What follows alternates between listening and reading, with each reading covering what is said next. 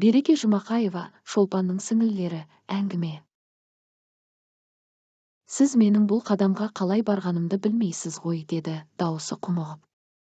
Қараңғы бөлмеде кереует үстінде жүгініп отырған келіншектің сұлбасы кішірейіп қосырыла түскендей.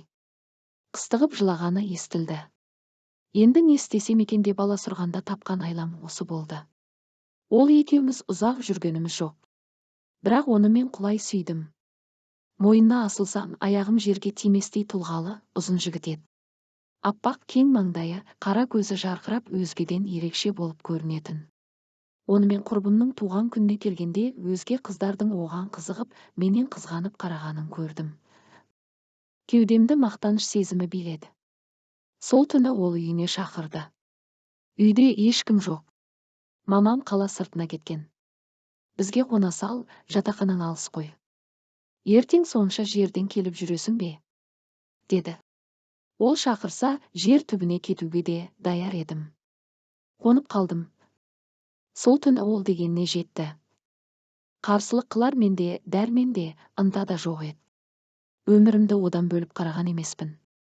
Біз қосыламыз деген сенімім зор еді. Содан былай бірге болуымыз жиілей түсті. Көп ұзамай екеуміз оның шешесіне тұтылдық. Ол шешесінен қатты састы, не айтып, не қойғанын білмей абдырады. Ал шешесі болса, уходи немедленно, шалава деп мені қуып шықты. Маған оның қорлау сөздері қатты соққы болды. Өз-өзіме әрең келдім. Қайткенде бір амал қылуым керек қой. Шешесіне барып бір-бірімізді сүйетінімізді айтып барынша жалбарындым. Еркек мінезді кесек әйел екен. Түксиіп жүдә түсін жылытпады. Көз жасымды да елемеді. Нам таких непутевых не надо, уходи, деді. Келіншектің солқылдап жылағаны естілді.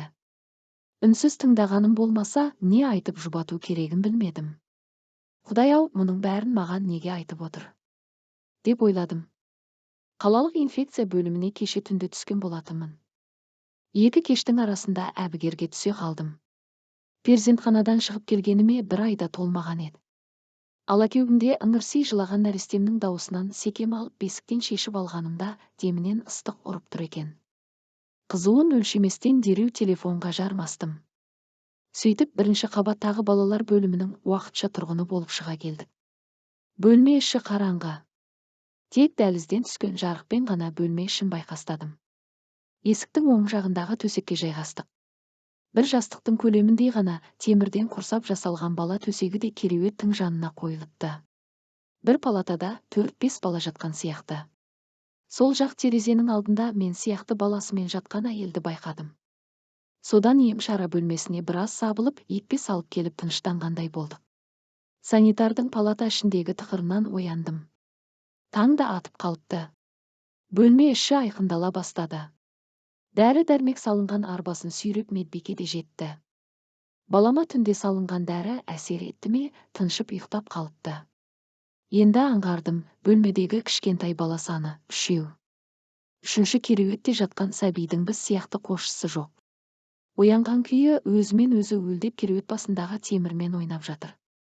Сәбидің ересек жандай байсалды қалпына таңырқап жанына жақындадым. Маған көз тоқтата қарап езу тартты. Қандай сүйкімді. Көзі қап-қара, мойылдай өңі аппақ, монтаны киіп адамды еріксіз баурайды. Қол аяғы ғана тым әлсіз көрінді. Тастанды балалардың жаны сірі. Көрдіңіз бе, жыламайды да. Палаталас келіншектің жаныма келгенін аңғармаппын. Ортадан кіші, бәкене бойлы, талдырмаш келген ақсары келіншек екен. Дүңгілек жүзі, қазақ қыздарына тән дүңгілей біткен кішкентай мұрны, қой көзі жұмсақ қарасты, жылы көрінді. Кеше қатты қызумен түскен. Балалар үйінде бұларға кім қарайды дейсіз? Бұнда да жылап жатты. Кешеден бері көтерген адам болмады. Санитарлар тамақ беріп жүрген. Мен де баламен әуре болып отырып жанына келмекпін, енді көріп тұрмын деді. Бір бөлмеде ересек екеуміз болғаннан ба, келіншекпен тез тіл табысып кеттік. Өзі сөзі бар екен. Сөйлегенде кішкене мұрны пүштейіп, ішкі сезім күйі бет құбылысына шығады да, тыңдаушысын әңгімесімен еліте түсетіндей. Сөзді де шапшаңдау айтып, соңын созыңқырай түседі. Балзия есімді бұл келіншектің Балқия есімді егіз сыңары бар көрінеді. Бөлмеде бір өзі болған соң іші пысып қалған болуы керек. Ана мынаны айтып, кешке дейін талай әңгіменің басын қайырды. Баламның сырқатының беті қайтып көңілім жайланған соң әңгімеге мен де кетер емес едім. Енді, міне, әңгіменің жеткізген жері. Түн жарымында қараңғы бөлмеде екеуміз де төсектерімізде суырлар сияқты шоқиып отырмыз. Ол әңгімесін жалғады. Жігітім шешесінен аса алмайды екен. Содан қайтып ол маған төбесін көрсетпеді. Ең сорақысы, одан құрсақ көтергенім. Бір айға толмаса да әйел адам сезеді ғой. Сол күндері қалай жүріп тұрғаным есімде жоқ. Көшені кезіп сенделіп бөлмеге келсем, құрбым отыр. Әбден жайғасып алған, менің опа-далабыммен духиымды жаққан. Иісі мүңкіп тұр. Біреудің өз затыма тиіскенін жек көремін. Ұнатпадым, бірақ сыр бермей, шай қойдым. Мені қыдыруға шақыра келіпті. Құрбымның әлде бір кластасы бар болатын. Алдында бір таныстырғанда оған аса ыңғай бермегенмін. Содан мен жоқта бір рет келіп кеткенін естідім. Құрбыма шай беріп отырып әңгіме ауанында оны ауызға алдым. Атайдым болатын. Ой, Балзия, айтпақшы, білесің бе? Бүгін қанаттармен бірге айдында алаңға келеді ғой, деді. Олармен алаң ортасында жолықтық. Дәл осы кездесуді ұзақ күткендей менімен сонша ықыластана амандасты. Қалыңыз қалай? Содан бері мені бір іздемедіңіз ғой, дедім өкпелеген сыңаймен. Не дерін білмей тосылып қалды. Алаңға қыдыруға бет алғанда да өзгелерден озып алдыңғы жаққа кетіп қалдым. Құрбым қатарласып келіп, айдынды қинай бермесеңші. Қипақтап саған қалай жақындарын білмей жүр, деді. Қинала түссін, жүдә, жаны шықпайды деп күлдім. Келесі күні Айдын мені киноға шақырды. Кино басталғанда маған оның көз алмай қарап отырғанын сездім. Шынтақ қойғышқа сүйенген болып оған қарай бейімделіп отырдым. Осыны жақсылыққа жорыды ма, ол еңкейіп сүймек болды. Бірден бетімді бұрып әкеттім. Кинодан шыққан соң ол өз қылығы үшін кешірім сұрады. Айдын, сен мені түсін, мен бұндайға аса жауапты қараймын. Рас, бүгін танысып отырғанымыз жоқ. Бір-бірімізді біраздан білеміз. Күн өткізбекке бекер салпылдап жүретін қыздардың да қатарынан емеспін. Тек барлығы босаға аттаған соң болғанын қалаймын, дедім.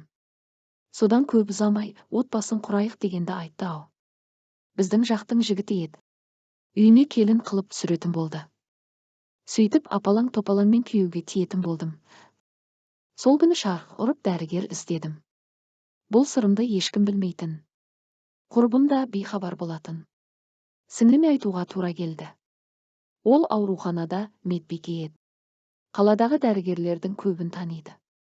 Сіңліммен ақылдасып дәрігерге бардым. Оның да белгілі бір уақыты болады екен. Егер сол күні онымен бірге болмасам, тіктірген перденің де еш пайдасы болмағаны. Қуғыншылармен сіңлім де келді артымнан. Келгеннен екі көзі менде. Екеуміз көпшіліктен сытылып әрең дегенде оңашаландық. Қалай болды? Аман өттім, деп жылап жібердім. Сіңлім де естігелі жанын шүберекке түйіп жүр екен. Екеуміз ағыл-тегіл болдық. Иә, апай, менің басымнан осындай күй өтті ғой.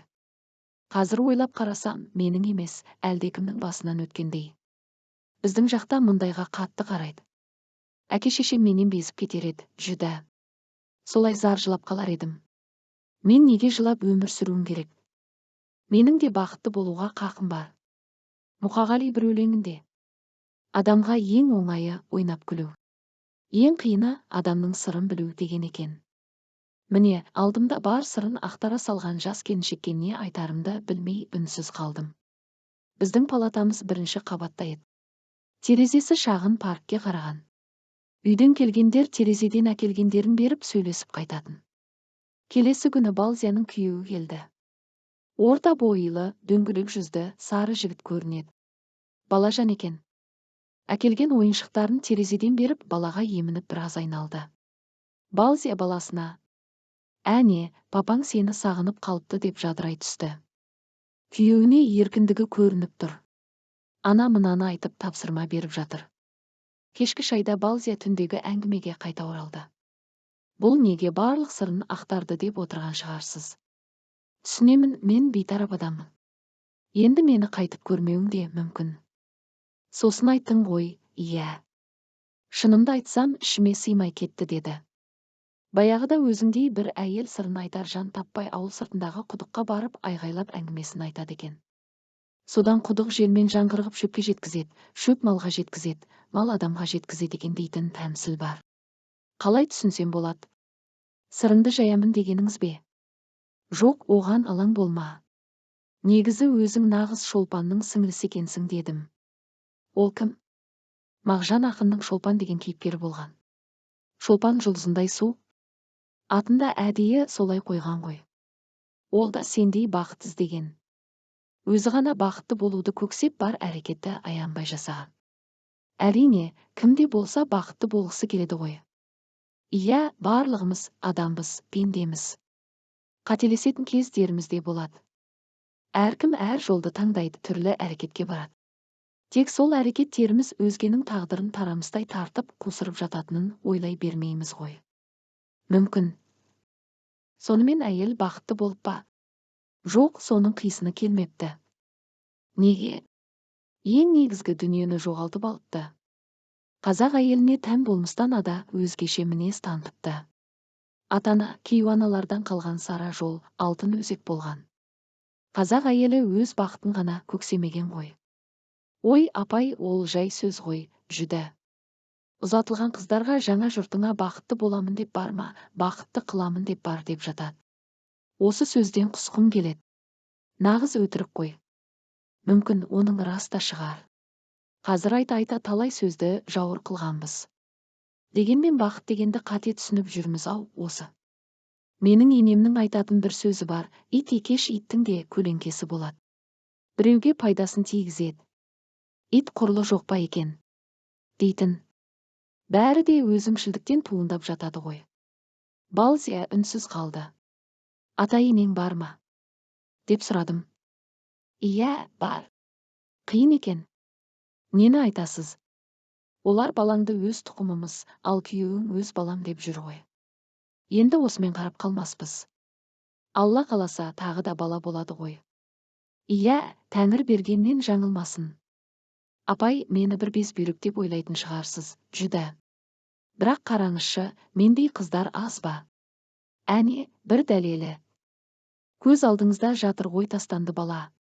Оның шешесінен менің айламасқан шығар. Осы күні талай қыз жүр орамалға оранып.